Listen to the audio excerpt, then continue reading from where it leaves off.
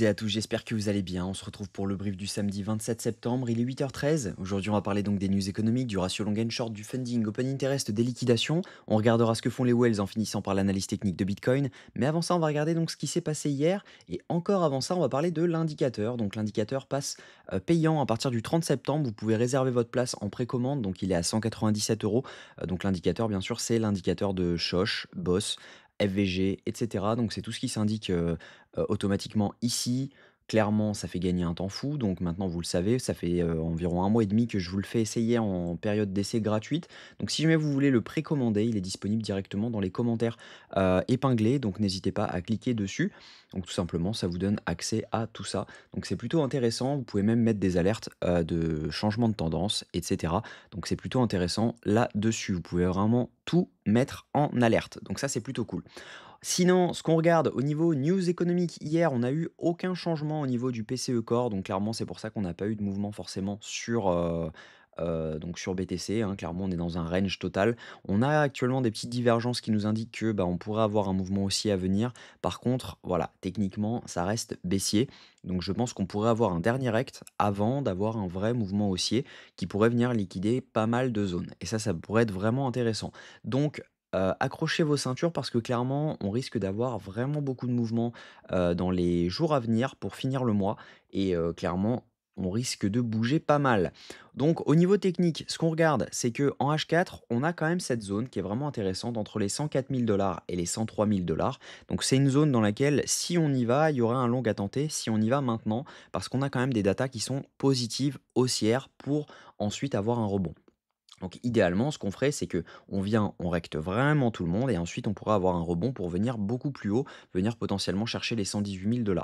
Ça, ce serait vraiment intéressant et on pourrait imaginer qu'on est actuellement dans un range entre donc cette zone-ci, donc des 105 000 $ et tout simplement la TH entre les 123 000 $ et les 105 000 $. Ça pourrait être très intéressant de faire quelque chose comme ça dans lequel on vient tout simplement mèche au-dessus du range, en dessous du range, etc.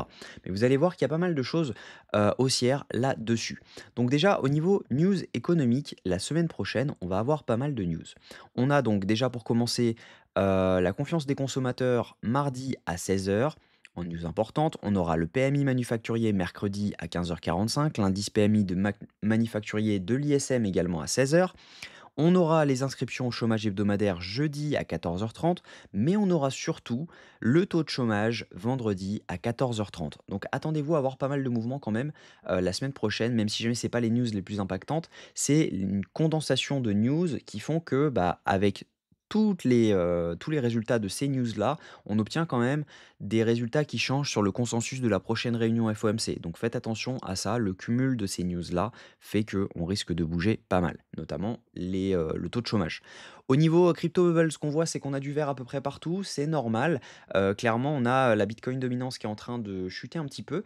On a un range sur Bitcoin, les alts en profitent, donc ça c'est plutôt intéressant. Au niveau funding open interest, on voit clairement un désintérêt total au niveau des open interest, hein, au niveau des contrats dérivés, donc tout simplement des trades avec effet de levier. On voit qu'on n'a pas non plus de hausse extrême, etc. Donc on est actuellement sur des ouvertures de short, on le voit donc juste ici, on a quelques ouvertures de short là-dessus. En revanche, voilà, on a quand même un equal low en dessous, donc pourquoi pas venir swept cet equal low avant de réintégrer ce petit range pour derrière pouvoir avoir un potentiel rebond. Donc il faudra faire attention à ça. Au niveau liquidation, ce qu'on voit, c'est qu'on a donc des liquidations à venir chercher en dessous autour des 107 900 $.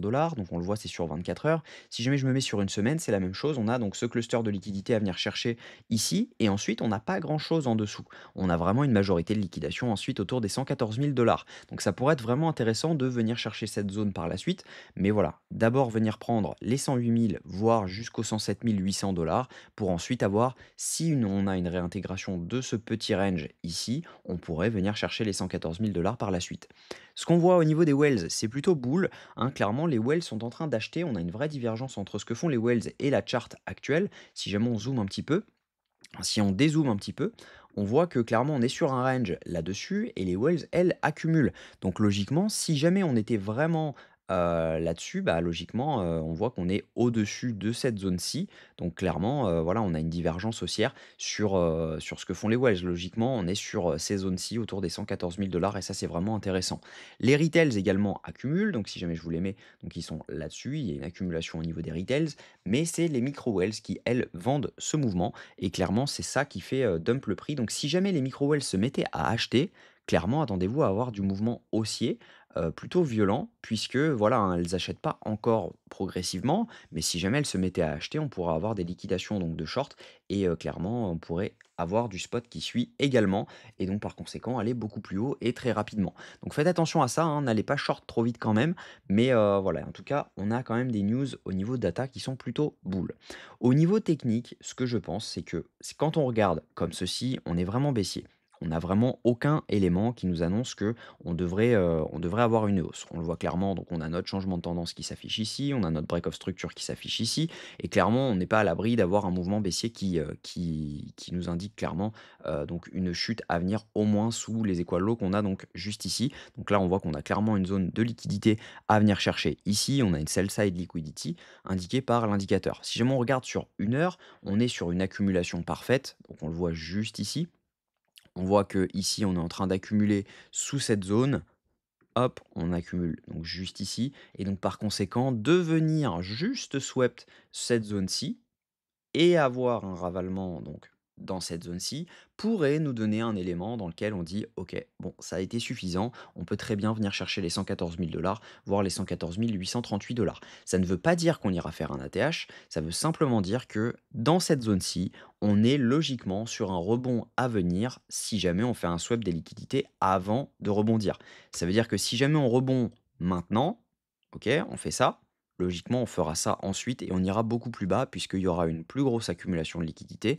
Donc, le mieux serait quand même de liquider prochainement, voire aujourd'hui ou demain, donc faire cette prise de liquidité, réintégrer le canal et ensuite valider donc cette zone-ci dans laquelle on pourrait aller beaucoup plus haut. Donc ce serait vraiment intéressant. En tout cas, voilà, j'espère que cette vidéo vous a plu. Si c'est le cas, je vous invite à vous abonner, à liker cette vidéo et à commenter ce que vous en pensez. On se retrouve demain à la même heure. Prenez soin de vous.